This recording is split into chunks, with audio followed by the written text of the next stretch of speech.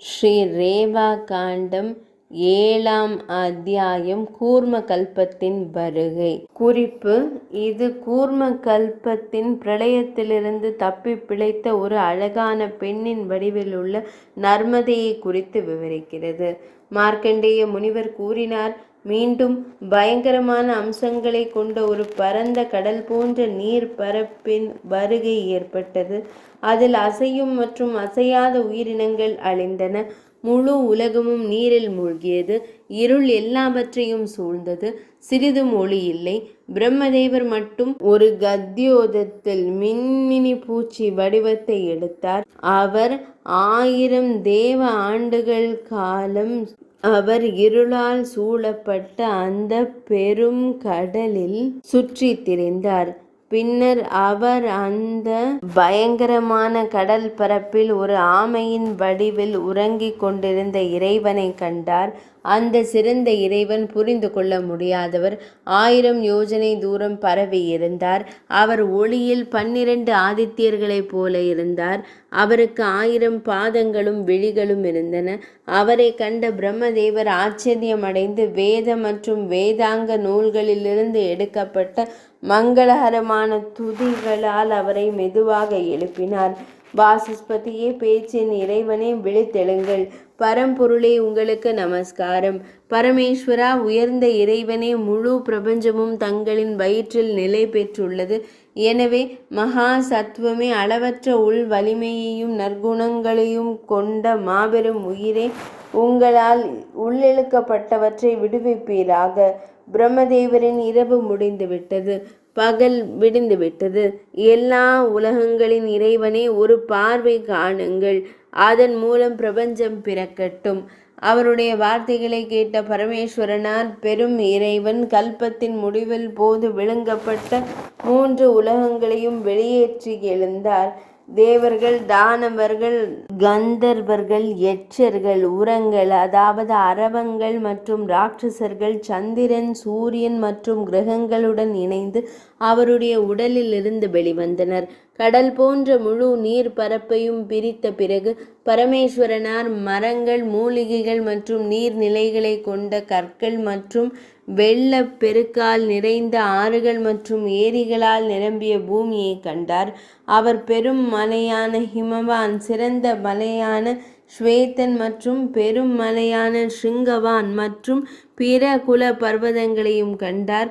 ஜம்பு தீவு, குச, கிரௌஞ்ச, கோமேத, சால்மல, புஷ்கரம் வரையிலான தீவுகளையும் 7 பெரும் கடல்களையும் லோகாலோக பெரும் மலையையும் அவர் கண்டார். இவை அனைத்தும் அவர் முன் அமைந்திருந்தன. அந்த மகேஸ்வரர் யுகத்தின் தொடக்கத்தில் தோன்றிய 4 வகை பிரகிருதிகளுடன் கூடிய அசையும் மற்றும் அசையாத உயிரினங்களை கொண்ட முழு பிரபஞ்சத்தையும் கண்டார். இறைவனார் சிதறிய பாறாங்கற்களுடன் கூடிய பூமிக்கு சென்றார். அந்த தேவி, தெய்வ பெண், ஆமையின் முதுகில் அமர்ந்து பெரும் கடலில் இருந்தாள். உடைந்த பாறை மலையின் உச்சியில் ஆறோ ஏரியோ இல்லாத இடத்தில் கடலின் நீர் கொந்தளிப்பான சுழல்களுடனும் நீர் குமிழிகளுடனும் அலைகளாக அசைந்து கொண்டிருந்தது. பல்வேறு பாறைகளும் கற்பாறைகளும் நிறைந்திருந்த பூமியின் மேற்பரப்பில் மூலிகை செடிகள் ஒளியை பரப்பி கொண்டிருந்தன. அந்த பெரும் இறைவன் பறவைகளின் கீதங்களால் எதிரொலிக்கும் மீன்களும் ஆமைகளும் நிறைந்திருந்த நதியை கண்டார். அந்த தெய்வீக நதி ஒரு சிறந்த மேகத்தைப் போல தோன்றியது. அவள் தெய்வீக அழகையும் ஒப்பிட முடியாத பல நீர் குளங்களையும் கொண்டிருந்தாள். தெய்வீக நதியான நர்மதை கடலின் நடுவில் ஒரு பெண் வடிவில் இருந்தாள். அவள் மேகத்தின் நிறம் போன்ற கருமையான நிறம் கொண்டவளாக இருந்தாள். அவளது தொடைகளும் பிட்டங்களும் மார்பகங்களும் பருத்தும் பெரியதாகவும் இருந்தன. அவள் நிகரற்ற அற்புதமான ஆடைகளை அணிந்திருந்தாள். ஆபரணங்களால் அலங்கரிக்கப்பட்டிருந்தாள். அவள் சிறந்த சங்கிலிகளால் ஆன சிலம்புகளையும் மேகலையையும் அணிந்திருந்தாள். அவள் கழுத்தணிகள் மற்றும் கை வளைகளால் அலங்கரிக்கப்பட்டிருந்தாள். அவர் வெளிப்படாத உறுப்புகளையும் உன்னதமான அம்சங்களையும் கொண்ட நர்மதையை கண்டார். அவள் மாயாஜால தோற்றம் கொண்ட பல்வேறு ஆபரணங்களால் அழகுபடுத்தப்பட்டிருந்தாள்.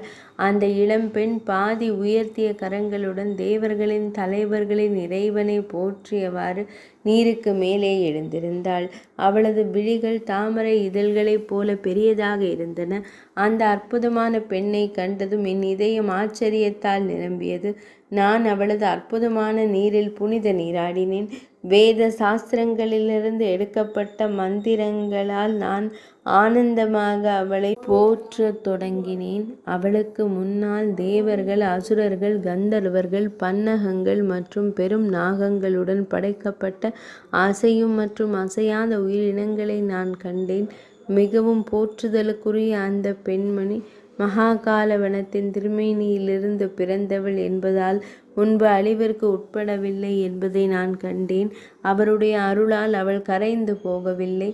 அவள் என்னால் மீண்டும் மீண்டும் காணப்பட்டாள். சிறந்த மன்னனே, இது உமக்கு எடுத்துரைக்கப்பட்டது. கூர்ம அவதாரத்தை குறித்த இந்த வரலாற்றை படிக்கும் சிறந்த பிராமணர்களும் அதை கேட்கும் அறிஞர்களும் எல்லா பாவங்களிலிருந்தும் விடுபடுகிறார்கள். 7ஆம் அத்தியாயம் இனிதே நிறைவடைந்தது.